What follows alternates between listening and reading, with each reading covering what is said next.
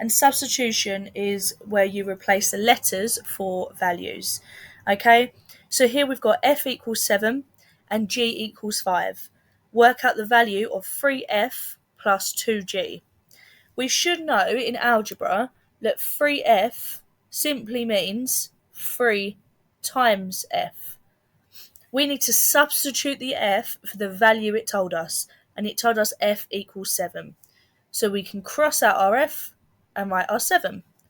3 times 7 is 21. So we've got 21 plus 2g, which we should know now 2g is equal to 2 times g. So 2g, if g is 5, is 10. 21 plus 10 gives me 31. Okay, let's look at the next one. 4d minus 7. C is equal to 4d minus 7, so find the value of c when d equals 6. Again, 4d means 4 times d, and d is 6. 4 times 6 is 24.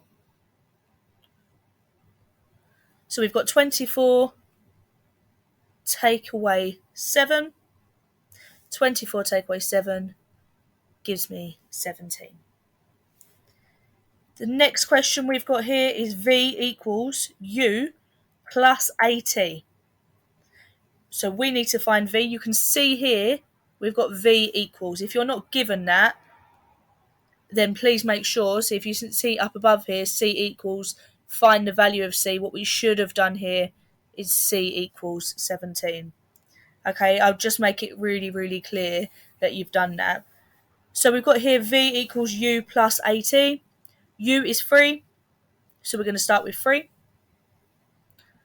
Plus at, we know at means a times t, so 10 times 6 is 60. 3 plus 60 is 63. Okay, and this is how we work out substitution. You are just swapping in the letters for the values they give you. What I would say is just be really mindful, make sure you're writing it out really clearly and don't jump ahead.